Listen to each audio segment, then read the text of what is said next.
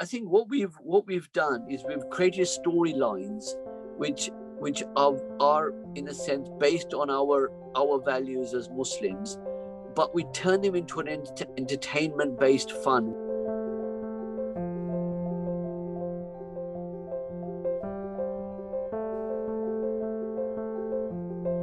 And what the show is about, it's an interesting story. It's about a family, a Muslim family who lived in the city.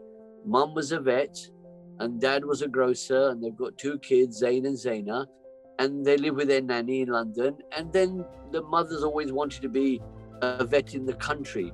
So they decide to move from the city to the country. And it's a story of their adventure of getting there and starting a life in the country. And they have a farmhouse, a small farmhouse. Mum's a vet, so she has a veterinary surgery. But the key of the story is that Zayna, who is the key character, every episode has an issue. For example, she might say, why is everybody busy? Why is no one playing with me? And then her nanny is the wisdom, the righteous person, as it is in our families. Our old elders are important. She has this thing called the precious book. And they go to the precious book to be inspired and get the answers. And so when Zayna says, look, why is no one talking to me? Why is everybody so busy? Then Nanny looks at the precious book and they find out, well, if she helped with others and she did some housework or whatever it might be, then the others will have more time to play with her. So each episode is around the book, around problems, around finding solutions and how we work together. So in a nutshell, that's it.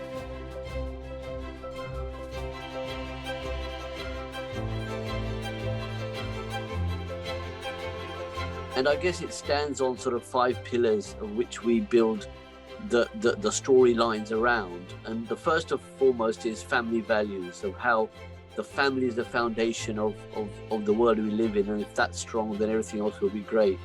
The second thing that we build is based on what we call trust and honesty, of how important it is between us and who we live with and who we work with, that we maintain trust and honesty.